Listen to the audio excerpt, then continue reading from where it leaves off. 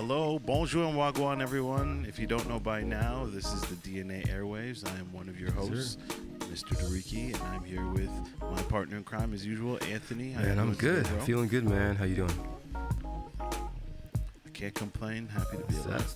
That's a big one right there, man. I'm happy to be alive. I'm happy that you're alive, and I'm happy to have our guest. Why don't you bring him in? It is world-renowned director Sean Menard, filmmaker. What title do you prefer? Filmmaker, director? Yeah, filmmaker is cool. I like the world-renowned. I haven't heard that before. No, you guys are breaking news. Oh, wow. Yeah. Well, it's actually a big deal because as we were kind of mentioning in the green room before our chat, we do film and music, but we've talked to people in the music industry, so this is a big one, man, and we're starting we're starting at the top, man. That's what it feels like. So this is very cool for us. I have a million questions, but I guess we'll just start off with maybe like a little introduction to you, maybe your background, how you sort of got into the film space, and wherever you want to go from there. Yeah, I mean, it was really the only thing that I was above average at in school. My marks were horrible, high school.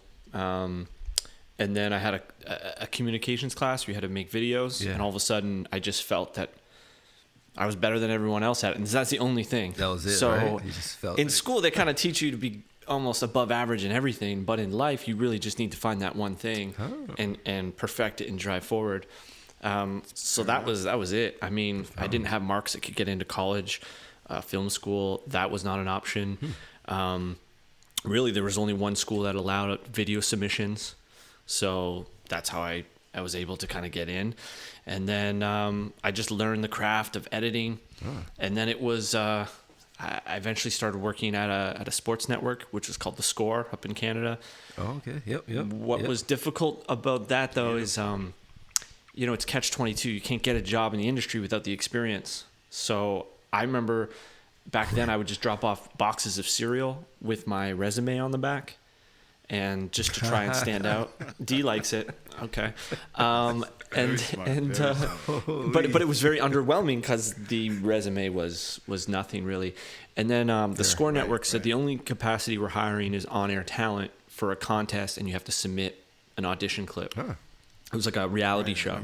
So I just set out to make the greatest reality show audition tape ever. The next day after my submission, it was literally focused on the website as the greatest submission.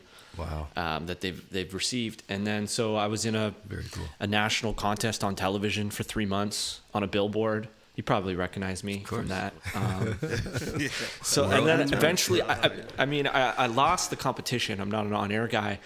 But what it allowed me to do was get contacts from all in the building, and then I made a pilot. Right. This has ended up being a way longer intro story, but it's a hustle to get into the industry. Somewhere else, break it down, man. Yeah, I can imagine. That's so. And then once I got in, they offered me an internship, 3 months, and then that just turned into a full time gig after that, and then. Worked at a sports network for a few years. The only thing on my reel were sports features, working with athletes. Right. So I actually got laid off from this network because another network bought it. So it was Sportsnet. Right. Rogers Sportsnet bought The Score. Right. It laid me off. All I have on my resume are these sports features. So I just decided at the time, I'm like, okay, well, I feel pretty comfortable telling long-form content. Long form at the time to me was half hour. Half hour was like such a stretch. I used to make 5 minutes, and then you grow to half hour.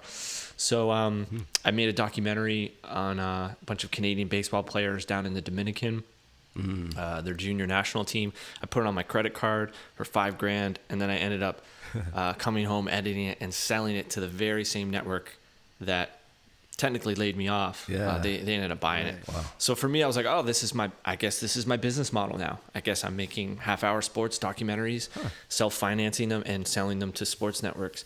I would hang on to the U.S. rights, and then I would sell them out to U.S., and I did that about 6 times, and then eventually landed on a film called The Carter Effect. Which was produced by LeBron James production company. They had purchased my first feature film called Fight Mom. And they were like, basically like, what else you got? Well, I got this idea, but the Canadian networks are passing on it. It's called the Carter effect. It's how, Vince Carter came up and impacted the entire basketball culture up here in Canada. Yes. Yeah. And Absolutely. Maverick was, Maverick Carter was LeBron James' production company. His business manager, his right-hand man. I don't think he goes back as far as Dee and Anthony, your guys' relationships, but pretty early on in the Akron, Ohio days. But he just kind of looked at me and said, let's make it. I believe in you. I'm going to let you have creative control and tell us what you need. And then eventually Drake came on board. Yeah, I'm name dropping now, big time. But it's okay. He came out as executive producer, premiered at TIFF. That's cool. And the rest is history. We set records at TIFF for crowd attendance, not only in the theaters, outside, 6 sold out shows. And then it went on, Netflix bought it, and it was trending top 5 worldwide. I guess, I am a worldwide known now that we can. You are world renowned. I did my homework. These are facts. These are facts.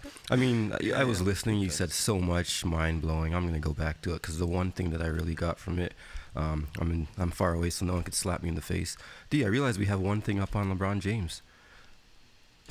How long we've been best friends. We beat him there. That's cool.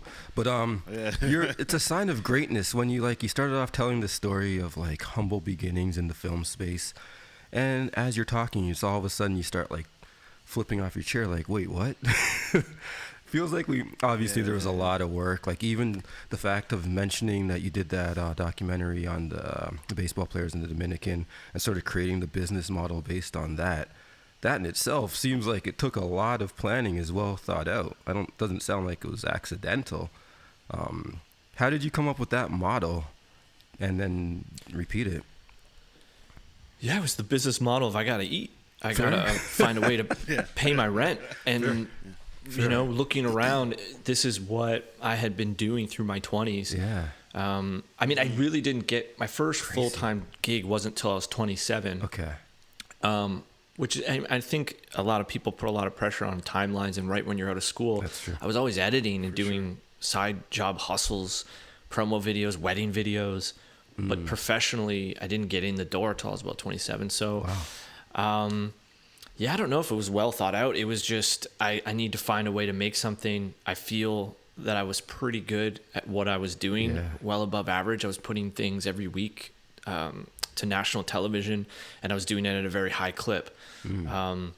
Just getting a lot of reps. So then the business model kind of just, I didn't really realize it was something until I started to get paid for it. Getting back the money I was putting out, which wasn't a huge investment, but and then just taking that money and funding the next one and doing it over and over. It wasn't until Maverick Carter, LeBron James production company, they were the first time that I actually got hired to do, someone actually putting up the money to do anything, was the Carter effect. Before that, it was just my own investments on credit cards and just betting on myself. Yeah, it's huge. That's amazing. And I mean,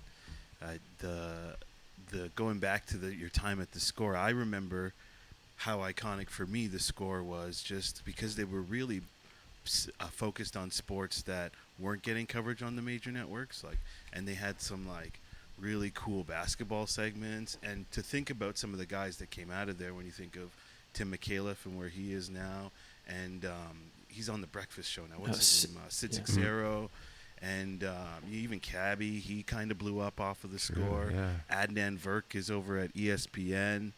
Elliot, I think, was started at the Score too. So, were you in the hallways around this time when all these guys were there, and just watching how cool and it was really cool. It was the coolest sports network ever, and it was kind of tragic to me when it went away. But can you talk a little bit about your time in the hallways at the Score? Because I really love that network, and it was devastating when they left, and I was hoping that they would kind of find another network to kind of keep that cool sports programming going. But to know that you were a part of that, it must have been really, really cool to be a part of. Being part of the Score was huge in my career, because they were the only non-union national sports network. So you could do anything. There were no rules. I was an intern editing on a laptop, and I would go and they would send me on the road, interview an athlete. They'd send me with a cameraman. I'd be editing it. and then the next day would just be on television. Yes. So the freedom I had was insane. So it allowed me just to keep doing that. Yeah. I remember you mentioned, of course, Cabby and Tim and Sid had just started their podcast, which, helped them and grow their career. That was just something they were doing on their own. But I was sitting next to Jackie Redmond, and she ended up, she won the show, right? On the Drafted show, and then she just got hired. She was doing work down at the MLB Network in America, NHL Network, and she just got hired to be on WWE SmackDown. I believe she's like a host there. Okay. So it's interesting to watch so many people come out of that area, because there was such a freedom to create and to be able to just basically do whatever you wanted, as long as it didn't cost much money. I mean, I was making $35K a year as a producer. I was barely covering downtown rent, but it was, I knew that it was going to pay off because of the experience I was getting in such a short amount of time. Right. Wow. Yeah. And just some of the stuff that came out of that was legendary. And I'm just also curious as to, because I almost forgot until I watched the documentary, but like Vince Carter's impact on Toronto and the city in terms of putting it on the map. Most people attribute that to Drake, which, I mean, he definitely took Vince Carter's baton and, went 10 times. But Carter was really the one that made Toronto cool. People started wearing Toronto Raptors jerseys. He was dunking all over the place. People thought about Toronto because of Vince. And I'm just curious as to what was your inspiration to even coming up with the idea of the Carter effect. Yeah, my inspiration came from, I was living right downtown. At the time, I was right beside the Air Canada Centre. And I remember it was almost the first time the Raptors had made the playoffs in about 8 years. And all these kids and fans just showed up to watch the game on the screen outside because they couldn't afford a ticket inside. But this was before they called it Jurassic Park. This was before the sponsors and the gates. It was just something very organic. And it was really quite beautiful to see the passion that the city and the thirst for playoff basketball. And so after a couple years of witnessing this, I just kind of started to ask the question, how did we get here? How did we, I mean, because at the time it was breaking news around the world. Like, look at this fan base. Other fan bases since copy what they've done, right? But by putting that large screen outside and having that kind of tailgating experience. So I just traced it back. So, well, okay, how did we become, I mean, everyone likes to call Toronto and Canada a hockey city. Right, but, But what I'm seeing is incredible passion here, and the fan base is very young. So I just, you start going back and you start looking, wow, Vince Carter was really the one putting on the map. And then I started noticing NBA players getting drafted first overall consecutive years, Anthony Bennett, Andrew Wiggins. And those players, Tristan Thompson, all these players started saying they fell in love with basketball growing up watching Vince Carter. And then you just started hearing and reading more. Kevin Durant would talk about it. And so you started to, I don't know, I saw this and came up with the title, this thing called Carter Effect. And at the time I had done maybe 4 or 5 documentaries I sold in Canada. So I would just go back to those networks. I got this idea to how Vince Carter's impacted more than just basketball, but the culture. He's grown the city. And all the Canadian networks passed on it. They said, it's hard to believe. Everyone knows that story, right? Yeah. No, but this is the story of my life. But I think this is, a lot of people can relate to when you just believe something deep down in your soul, like this is a great idea, or this is something that I need to bring into existence. I can't control what happens after that. I can only control the quality of the work, but it's not really up to me how successful it is. It's just getting that over the starting line. I mean, that's really the focus, and that's where a lot of the magic lies. And I just think about how many great albums never get made, or how many movies that, or books that don't get written, or movies that aren't created because they come from that place of being told, no, people aren't interested in this. So I just I kind of shelved it because I at the time didn't believe that anyone in America would go for something so Toronto centric. And then I was kind of surprised, to be honest with you, LeBron James production company and Maverick Carter were so interested in it. So, well, you know, and I remember sending them an early cut, and that their only note was more Toronto. Let's see more shots of Toronto. That's cool. Because I was a little self-conscious. I was like, this is a little, guys, this is a Toronto love letter. How are you Americans going to feel? But they wanted more of it. Wow. And it was crazy timing. I mean, Drake had just, I think a year or two removed from putting himself on the CN Tower as an album cover. Mm-hmm. And then I remember Drake was very hesitant, him and his team, getting on board. They wanted to see a rough cut and see the quality of the work. And I never forget, like, I basically edited the film and I would leave little pockets where I'd say, Drake will talk here. I would have in a text. And Drake will talk about this here. So when he sat down to watch it, it was basically a finished film with just little cues for what he would speak about. And they wanted something epic as a backdrop in the city. And I presented a few options. And the one that stuck was the Toronto Royal Ontario Museum, the ROM. They actually have dinosaur fossils. Right. And so we used actual how do you say the name? Raptors? Velociraptors. Yeah. So we actually have their fossils kind of in the background. But fun fact, Jurassic Park, they actually took creative liberties and made those raptors the most badass characters. And that's how the team name obviously came about. But they made them seem like they were 10 or 12 feet tall. Actual raptors were, you know, only 2 or 3 feet. So anyway, they're in the background. That's cool. Drake's sitting down, and that was the first time Drake ever agreed. And we're talking 2017. First time he ever sat down for an interview in a documentary ever. Wow. And I remember we were about 20 minutes, half hour in, and his manager, Future the Prince, just kind of leans in and goes, "Hey man, we're here as long as you need. Take your time." So we went for maybe an hour, and it was a pretty cool experience. I had a lot of credibility to the film for sure. Well, yeah, that's amazing. That's big. And okay, so obviously you're a great storyteller, and I'm impressed by that. But it's a little different perspective, I guess, for someone like myself. I don't really see things. I mean, music I get, but like just visually and putting things together amazes me. And just the fact, like, as you're explaining how this documentary came to be and how you even like had the shots and like left pockets with like the cues just for people to sort of, for Drake specifically, to like sort of see the context and understand where you're going with it. I don't know how much you could give away, but can you talk us a little bit through that process? Like taking your idea, the concept that you have for, say, the Carter Effect, and we'll talk about the new documentary as well that you have. But just in general, like taking those ideas, translating them, I guess even some casting, the shots, like there's so much involved. Music plays a big role in these things too. How does it sort of start to come together? That's a great question, Anthony. My process changes a lot over time. Back then, I used to edit, crazy, till the sun come up. I would do, 18, 20-hour sessions, sleep, and then repeat. Wow. In Carter Effect, I pretty much edited in about, I'd say, under 3 weeks. Wow. I just went every day. I don't know. So it was very extreme. I found a more process of, I guess the term would be slow productivity. Okay. So, you're not doing such long hours, but you're doing it every day. And you're just building, you're the tortoise, not the hare in the race. Yeah.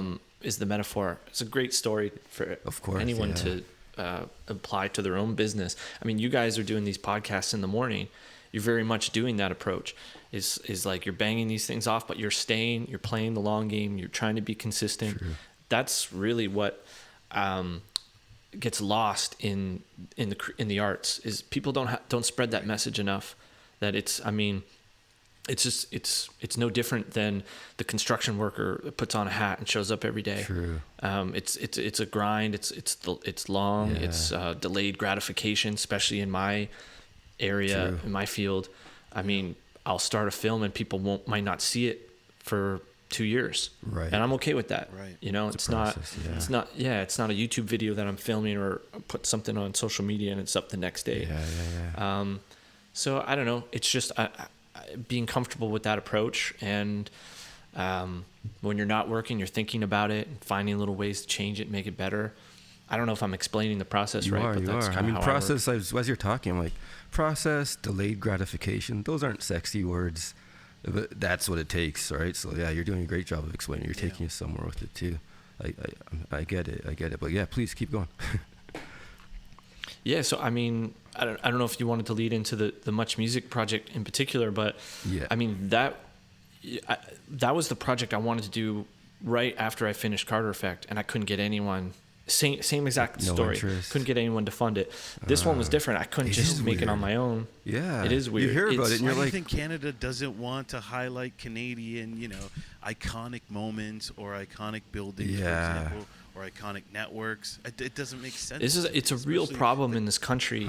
I'm hoping that films like this. I mean, I noticed after Carter Effect there was probably 6 or 7 Canadian basketball stories that came from it. So I'm hoping that there's going to be some sort of Canadian music, Much Music effect from this film, because these are important stories. These are Absolutely. About our culture. This is stuff that we grew up with. And we were doing things that were groundbreaking that no one else in the world were doing. Much Music, I mean, Much Music didn't have budget, but man, they were just the idea of shooting things where the person on camera, you can see their office space behind. Yeah. That just came from a place of, we have no money. We don't have a set that we can build. We need a functional office, so we'll shoot here. And now it's used almost all the time. Right? So, yeah. And then they went live to air because they didn't have money to edit everything. It would take time and resources. So like we'll just shoot it live and it goes straight out. But it created this. There was a magic to that understanding that you had to catch it once, and if you didn't, it was gone. Or you would put in a VHS in your VHS player and you record it, and you invite your friends over because you've captured this moment. I've got this music video, and this is how I'm listening to it. So it's all this great stuff, and I see you guys nodding your heads because you obviously grew up with that. I wanted to take it there, and it was very similar to. I love the response that the Carter Effect was able to do. The city of Toronto, this country, it very much influences me as an artist. And so I wanted to kind of tell another Toronto love letter, another story. And to me, what happened at 299 Queen Street West, the most famous address in the country, was worthy of that. And then it was just trying to figure out, okay, well, who owns the rights to all this footage? It's a big corporation, Bell Media. Right. Yeah. So I would go to them and say, this is an important story. I think this is going to, affect a lot of people around the world. And same thing. Now, we did a documentary a few years ago. It's just not something we're into. I don't think people really care about Much Music. Wow. So we don't want to embrace the history.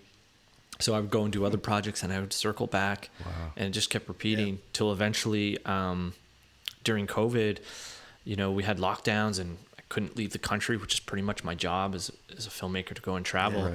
So I was like, okay, I'm going to do something at home. Yeah. What is it? And then my wife, who's my producing partner, she would hear me talk about Much Music for the last 5 or 6 years. Right. And then one night she jumps on YouTube and she types in Much Music 80s, 90s, and she gets lost in this magical rabbit hole because she had grown up in China. So she grew up removed from the Much Music experience. Oh, that's amazing. And her mind was blown because she knew the artists. Yeah.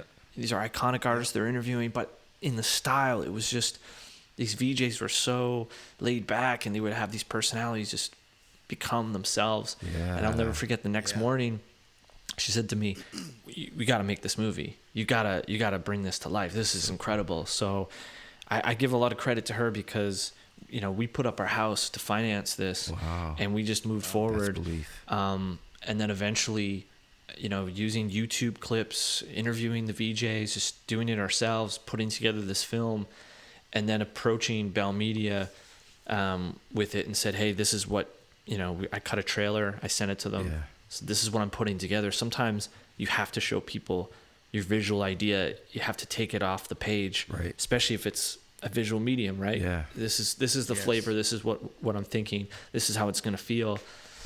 And then from there it was, okay, wow, we love this. Let us know how we can help out. And they gave me full access for the first time ever. Filmmakers never had access to those archives. So that was pretty special. It's crazy because from what we've seen of your work and your career and the growth, from some of your previous work, you've already proven the concept. You've already proven that your ideas catch beyond Toronto, beyond Canada. So it's weird to think that an organization wouldn't see that. But I guess that's reality. So when you approach the VJs, right, and other people that were involved with Much Music at the time, how was the reception from them? It was good. It was great. I mean, it was very people were very skeptical. Still. They had known my work. Okay. I mean, that helped for sure, but it was is this really going to get made? I didn't realize that filmmakers have been trying to make this for years and been reaching out to these VJs. Some of these VJs had even interviewed on camera, but it never got past the Bell Media gate. Right. It never went anywhere. Gotcha. So I think a lot of them had told me after, it was, just another filmmaker trying to make another Much Music documentary. Fair. Okay. So it was pretty cool when I was able to reach out to them and say, hey, I finished this. I basically, I did the film last year. In January. I kind of started production, finished in March, spent the summer editing it, and then I submitted to South by Southwest, just a cold submission, which it's grown into one of the biggest film festivals, music festivals, technology festivals in America, and they accepted it for its world premiere. And so it was really cool to be able to follow up with these VJs and say, hey, this is where the world premiere is happening. And then we're going to circle back and do something big in Canada, which I was hoping was going to be TIFF. But it didn't work out like that. But we're still going to be at one of the biggest venues, the biggest venue, at Roy Thompson Hall, on September 22nd for it. So that's really cool, man. That's huge. That's exciting. Really huge. And speaking of huge, when you're explaining Bell Media finally giving you the access to the footage, that must have been overwhelming. It sounds like it would have been how much footage did you get, and how much time went into sifting through to find usable? Yeah. I mean, it was no dissimilar to how I was talking about the process interviewing Drake. We had the edit kind of built and earmarked, so we weren't just walking into the archives. I had an understanding of what I was looking for. Makes sense. Gotcha. Which helped. We initially earmarked around 5,000 clips. I would say that we thought this is probably going to make the film or could make the film, and then it was through interviews. So I would have conversations similar to we're having, where I would just be curious. I just want to learn. Right. I would have a very light set of questions, but mostly I would allow the storyteller, the interviewee, to kind of guide where we're going. And they would say things, and I would just, when I would listen back, I say, let me try and find that clip, or let me try and find something visually that pairs well. So this is actually the first film I've ever made where we don't see anyone on camera. There's no cuts to sit down interview frames. The entire film is archives visually, wall to wall, and the interviews are placed underneath. Cool. My vision was to create a way for the viewer to be transported back into that time period, what it was like to watch Much Music. And I found the most effective way is to live in that time visually. Never go to modern time. Nothing that you see from 2023. Everything is, if we're in the early 80s and the dawn of Rap City, and Michael Williams is promoting that, then that's what we're seeing. And moving along into Master T and DeMix, we're living in that. If Monica Diol is hosting Electric Circus and she can't get dancers out and she's talking about the struggling of that show, we're living in that time. Nothing is told upon reflection, right? So it's not no one's looking back. When they're explaining stories, they're living in that moment. So 4,000 clips, 5,000 clips, and then we ended around 400 in the film. 10%. That's incredible. I mean, we got to speak to one of the VJs. We were lucky enough to have a moment with Bill Welichka, And he was really excited about this documentary as well. He was so cool. He wrote a book about his experience, but seeing it come to film, I'm sure is going to be way better and so nostalgic. Even just when you mentioned Rhapsody and Mike Williams, it brings me back Circus. to the beginning.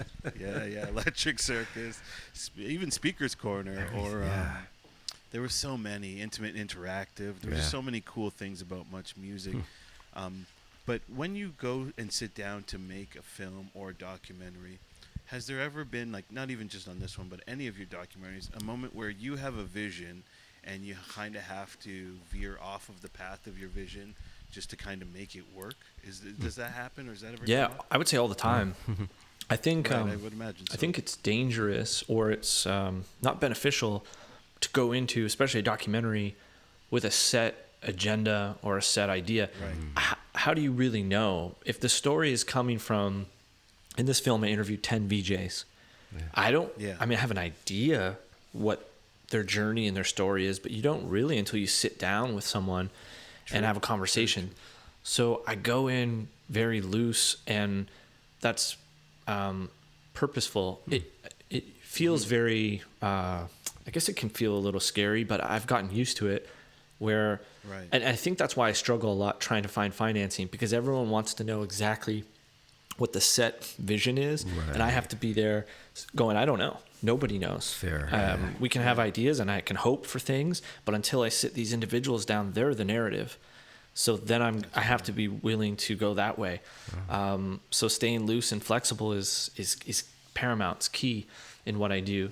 And then I think that's the magic of it. I mean, scripted films, and that's something I've been trying to hustle and move towards for the last 7 years, is perfecting my craft on scripted, but it's very regimented. I mean, I would imagine when you're on set, everyone knows the story, everyone knows where you're going. There's no huge surprises in the edit, but I think the magic of documentary is you don't really know where you're going. And it's a pretty exciting, cool feeling. And when you see it start to take shape, and then all of a sudden, I feel like I'm in the Matrix, where I'm this is where we're going to go. And then we're going to cut to here. And then, and then it's going to build up to this. Yeah. And that's what it's all about. That's the exciting payoff point. That's the creative genius. Absolutely. Yeah. I'm sure that's where the magic happens. Yeah. So you don't necessarily want to tell the story until the story's been told to you. Yeah. I mean, and there's nothing genius about it. It's really just, I've been doing it. I started small by telling 2 or 3 minute stories. Yeah. Even at 2 or 3 minutes, there's a beginning, a middle, and an end. And then you stretch out and you say, oh, this one's going to be 5 minutes. And then all of a sudden you have an opportunity to do an 8 minute or 10 minute feature, which feels so long. Yeah. But it's the same process. And then it grows to half hour. Carter Effect was an hour. And this film is 2 hours. So you learn to just, it's like running, if you're training to run a marathon, you don't just get out there, and I don't even know what a marathon is. I'm not a long distance runner, 10, 20K. It sounds daunting, but I imagine you start small and work your way up, and then you just try to get better each time. Yeah. I'm sticking to genius. What are some? I'm sticking to creative genius. It is what it is. Go ahead, D. What do you think are some important qualities for a aspiring film director? Like, what would you say are some of the things that a young film director should really hone his skills on? I know you mentioned you edit a lot, so I don't know if that's something you would recommend, but what are some recommendations for an aspiring filmmaker to really work on before they even touch a school or a camera? Yeah, I mean, I would encourage them to pick up a camera right away and just film something and then edit it and then repeat. Yeah. I think it's a beautiful time to be able to, you can shoot something on an iPhone. That's true. And sit down, and there's editing software within the phone. True. I mean, I got my start on 2 VHSs. I mean, my family, we got an extra one at a garage sale and on an old VHS camera, and that's how I learned to edit. Wow. So it's a lot more accessible now. So, I mean, you just got to do it. And then you have to be prepared to show, not tell. I think I meet a lot of young filmmakers that are always telling me about something they want to do, or they have this idea. As soon as you put it out there, people want to, find an opportunity. I would say this just came to me. People reserve the name of a child. They wait. and till when the child's born, if you say the name before, people have an opportunity to get all over top of it and create negativity with, that's a terrible name. You can't be doing that. And they make fun of it. But once it's born, I mean, they'll do it behind your back, but that's at least it has a chance to exist. So I think understanding that there's a lot of negativity when anyone's trying to do something that's outside of the box, or especially in the creative space. I see it. I mean, you guys probably hear about it all the time in music. I think that's a big reason why a lot of artists are having a hard time in the music space repeating success, because they are so concerned about how other people, how their fans, they're on social media all the time. That's how they got big, so they have to stay there. I think that's it's a dangerous place for creatives to live. I think you have to create something and then just show people, don't talk about it, be about it, find a way for it to exist, and then be in a place where you can say, hey, how can I get better, and how can I keep doing this? True. That's brilliant. And I guess you mentioned like showing people your work, I guess, for that feedback. So that made me think, like who do you show? Do you have a team that you go to, or what's your, I guess, you know what I'm saying? Just people who kind of give you feedback and critique. Yeah, I've kind of, I'll show a few people that I respect. I think I feel pretty comfortable now as a storyteller, where I'm so particular and I'm so picky that I feel like if it's passing my test, then should be good. I should be all right. I'm really just scratching my own itch with everything I do. Fair. This is what I want to see. I want to watch a Much Music documentary, but I can't find it. So I'll just create it. Makes sense. So that's, I find if I'm the audience, then I don't really know how to, earlier in my career, I would take on work that is something I wouldn't watch, but you have to do that it's a payday, and it's you get it better at your craft. Sure. But to hit your sweet spot is to get to a spot where I'm creating this and I know exactly who the audience is, and that's me. So it allows me to know exactly what I want to see and have that freedom to create it. Mm-hmm. That makes sense. It makes a lot of sense. And then I assume you watch back. I mean, you're in the editing process. I guess you're reviewing things and constantly. What's the point, or is there a point where you just watch the whole thing in its entirety and say this is it, or do you ever watch it in entirety and then go back again, or is that just a part of the process? Yeah, I think switching your environment is really important. I mean, hear a lot of artists in music that will go for a car ride and listen to their track in the car. Sure. I do something very similar where, if I'm in the editing room, I'll bring it to my TV in my living room. Okay. And now I'll put it up there and I'll sit back and watch, or I might have a couple buddies over and I'll sit behind them and just kind of witness, all of a sudden, you're seeing it through their eyes almost, and you're experiencing it, right? And things that if I feel physically tight during different areas, okay, I know I got to trim and clean that up. Okay. So it's an ongoing process of, whittling it down, chipping away. It's like a sculptor with a big pile of clay, and you're just constantly, whacking away and removing until the angel reveals itself in the marble. And that's pretty much the process. Yeah, and is there ever a moment where you or has there ever been a moment where you weren't sure if this is the complete and you're just like, forget it, I'm not going to do this anymore? It is what it is. I'm putting it out. Or do you feel usually this is it? I'm happy. I can release this or sell it or show it to someone. Yeah, I do hit a spot where I feel that I can go no farther. Okay. I feel even though I have high expectations of my work, I'm not a perfectionist. I know at the end of the day it needs to exist. It needs to get out there. Sure.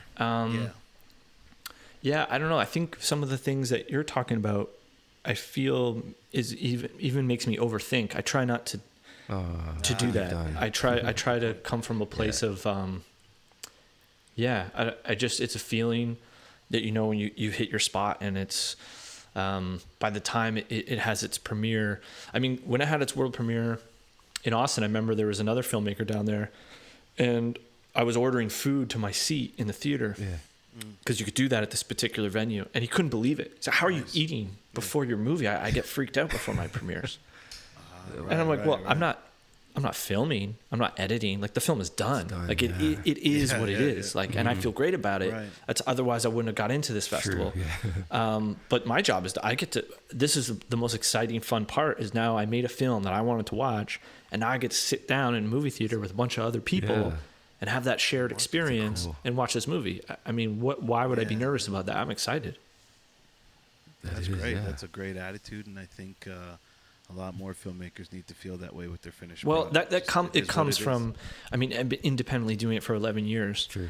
You know, before that, I worked for a few years, and I should say, you know, even when I got laid off from when Rogers Sportsnet bought, I started working at TSN. They hired me right away because of my portfolio and my body of work. Right.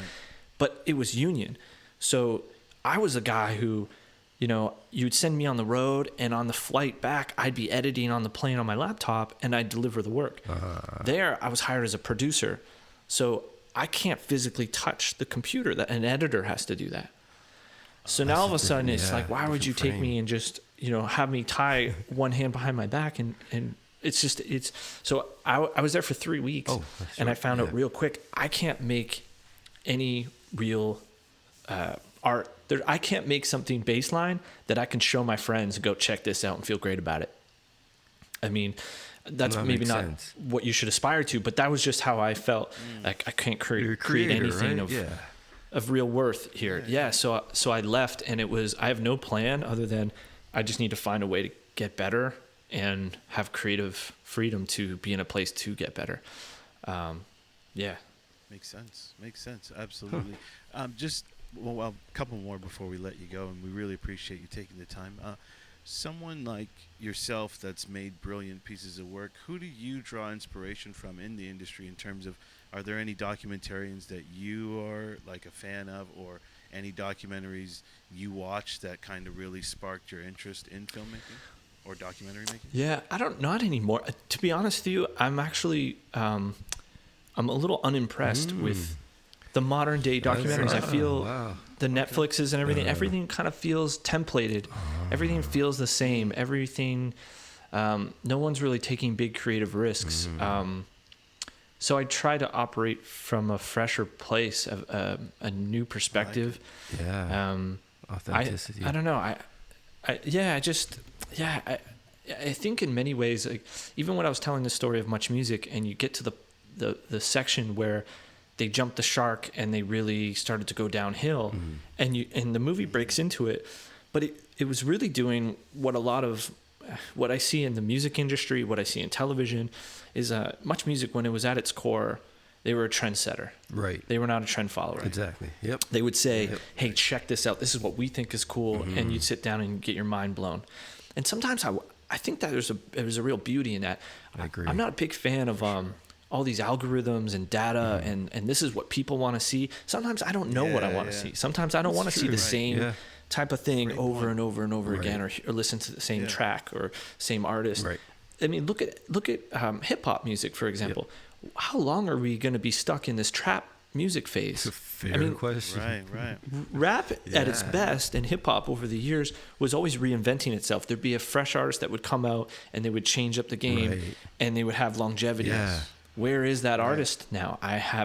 Why are we still talking about the same artist from 10 years ago? Right. So I think, in saying that, I think this is a beautiful time, because in history and in art, anytime things get kind of stuck, or in the movie industry, they used to, in the late 60s, it was all star driven, and the fans stopped coming out and supporting it. Producers would make movies, and then out of that era, it was a beautiful time because they gave these directors with unique voices, smaller budgets, but they made fresh things for the audience, and it was one of the most beautiful times in cinema. We saw it again in the 90s, coming out of the 80s. So I think we're at that point. I think music will go on this great run. We just have to be stuck in the mud for a little bit here, and the same with documentaries and in art. So I tried to I don't know if I'm answering your question on what inspires me, but no, I think you kind of said, you nailed it. Basically, you you're not impressed, but like also you don't want to be influenced by the same mundane style. I think when I'll watch a documentary and I'll just see all the different areas that I would do things different here. I would almost re-edit it, like set the tempo. Why do we have to hear 5 different people on camera saying variations of the same 5 things? It's like, I get it. This person was influential. This person changed the game. Move on. So I think, and I would say, like, even with much music, you know, people tuned in because it was different than the radio. It was different than top 40 radio.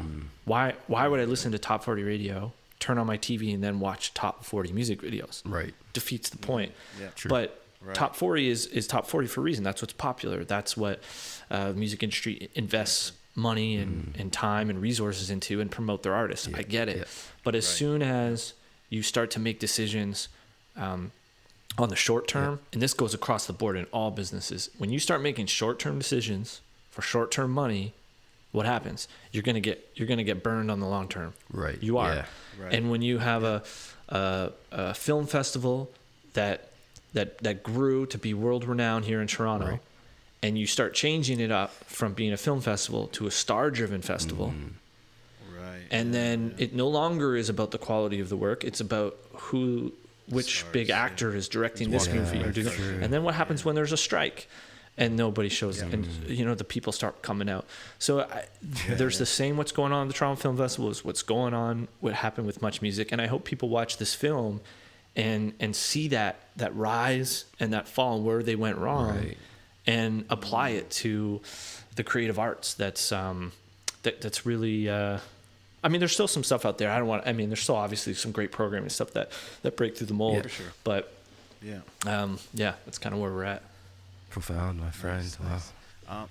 How do you feel about? I know you're not too crazy on analytics in terms of music and how data driven, you know, all media seems to be. But how do you feel about, you know, AI? Because I know you mentioned the strike, and I'm just curious, as a film director, how do you feel about AI and the use of technology in 2023 in film? I'm excited for it, to be honest with you. I'm excited for it in a sense of, I don't think it will ever get to the point where it's generating interesting enough music or you know, television or books or movies. It's just not. I mean, that's an intrinsic, that's a human element that even an artist can't really explain where their ideas come from. It's very hard to articulate. It comes out of the sky. I don't know. You know, it comes out of a dream, or you're in the shower and an idea comes to you. Being creative is what makes a human a beautiful thing. So fearing that is, I think, maybe misguided, or maybe it's individuals that aren't embracing the creative arts or aren't understanding it. I would say fully. But I think it's actually going to be a helpful tool. I think it's no dissimilar than that people used to get afraid of computers in the 80s, and it was going to take everyone's jobs. But what did it do? It just helped everyone you know, do their jobs even more. Look at the app that we're on right now, and we have our microphones here, and this was unheard of 15, 20 years ago. Absolutely. So I think on the other side of it, it's going to be great. I think it's going to be a great tool. I think it's going to be, you know, from an independent filmmaker standpoint, I hope that I don't have to, you know, I can be faster in my edits with an assistant editor. And then I can make tweaks based on it knowing my work and style and zeroing in. I think if you're a beat maker or a composer, and I think it's going to be helpful there, finding certain sounds and samples. I think it's going to be a game changer in a positive way. I don't think there's a sense to really fear it, because I don't hear enough people talking that end. But I just think across the board, you know, in music and in art, you know, we're so connected through social media, and we're so concerned about what other people think. I look back, and this might be an out there thought, but in classical music, for example, you had these artists that would live in their own little cities in Europe or around the world, and they're not even hearing other artists. That's true. And their music, you know, you're talking like, you know, like Beethoven, you know, that dude, like, and I don't even think he was hearing at one point. So, Right, and he's creating yeah. music, but where is he? And that music has stood the test of time, and you hear it in commercials and modern day movies all the time. Yeah. And if you ask yourself why, well, that guy came from a place of, I wonder if this track is going to resonate with my followers, or I wonder if I'm going to be able to get, this type of endorsement deal based on doing that. He just operated from a pure place of hearing music inside his head and putting it out there. And I think the closer that we can understand that that's how we've evolved as artists and humans and in this space, I think the more we can get back there, I think it would be a lot more beneficial to careers and longevities as artists, and understanding your sound before putting it out there. I think it's kind of crazy that people put out singles. I think if you're a new artist, you should never put out a single. Wow. I think you should be working on your album or your mixtape, and then crafting that, and then drop that, and then by the time that drops, you're already working on your next thing. True. Because I think when you're getting all these accolades and you're 1 or 2 tracks in, and you've gone viral, you don't even know who you are yet. That's true. And I think with this film, taking it back to the Much Music. It's bigger than a story of what happened at 299. It's really telling the evolution of music, where the music industry went from the rise of the music videos in 1984 from MTV. Much Music launched all the way to the early 2000s when YouTube really killed that. There was no need to watch Much Music because you could watch the music videos on YouTube. True. So where did music go from the 80s to early 2000s? And that's the bigger story that I'm telling in this film. And when you see these artists, and I chose the artists that are really iconic and relevant even to this day. And when you hear them speak, they know exactly who they are as artists. They've been refining their craft behind closed doors. They've been killing it in the studio, or they've been touring for years. There's one story in particular from Gwen Stefani, who was in a band called No Doubt in the mid '90s, and she's doing an interview with Bill Wawitschka, who you had on this podcast a couple weeks ago, who dropped his new book. And I found it interesting because I tried to pick all the sound bites when an artist would say something that might be helpful to anyone doing any creative endeavor, because it gets a thought inside their head, or might dispel the overnight success or the genius, and remove all that, because it's really not. It's really just about showing up all day, every day, and battling resistance and being away at your craft. And Gwen Stefani, and No Doubt, what she says is, she goes, it's pretty cool that we're touring. We're headlining our first ever tour across Canada, North America. She goes, because we were just about to give up. We were just about to quit as a band.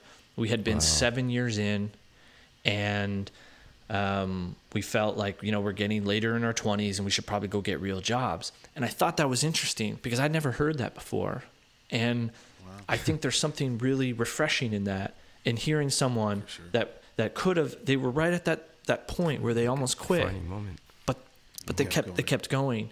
And what would have happened, and how many times has this happened, where people walk away from businesses or an unfinished album or whatever because they didn't see that success right away. True, yeah. And a lot of times that failure or creating something, if you don't see the immediate impact, that's not always a bad thing. It allows you to go back and rework it, and you're able to operate under the radar. That's a beautiful place to be. True. Yeah.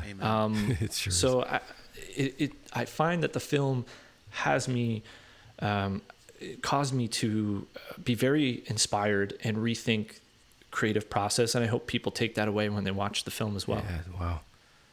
Man, you've dropped so many gems there that just drop the mic. Anthony, I finally understand what it's like to kind of be speechless and not even know how to kind of follow up, because I'm just still kind of just process, man. Just process. Let it sink in. You guys. I got tickets for you guys, by the way, to come out to the premiere. Because it's next Friday if you guys aren't doing anything. It's my birthday. Because what's important is also is like, is your birthday, D? My birthday next week. Next Oh, Friday, well, happy birthday tickets! I'll give you I'll give you guys a few extras so you can bring dope, man. those close to you. Wow. Because really I think it's important for you guys to see it and experience it in a live theater environment. Because It's actually a historic night because I'm the first ever independent filmmaker to rent out Roy Thompson Hall to show a film. Wow. It's never been done before. That's beautiful. Usually it's a studio, usually it's a festival. It's just like, I'm just a dude that just sent an email and I just called the box office. Hey, I want to rent this out for a night. Because I knew it belonged on the biggest stage. I knew the VJs, who were the stars of the film, deserved that. And I knew there was going to be a big enough audience to come out to do it. And I actually tried to get it distributed in theaters across Canada. And the distributors all told me the same thing. No one's going to pay $15 to see a documentary. What?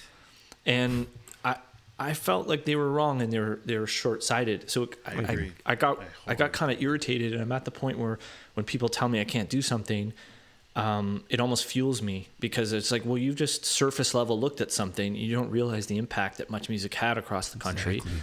So if you're not going to do it, then I'll just do it. So I actually booked an entire tour, and I didn't book small theaters. This is very historic for an independent documentary. Man. I booked soft cedar concert venues across the entire country. So it's 13 different venues that we're touring on. All the tickets can be purchased on 299queenstreetwest.com. Nice. But what we're doing here is I mean, even for my premiere, I think back to that guy who said no one will pay $15.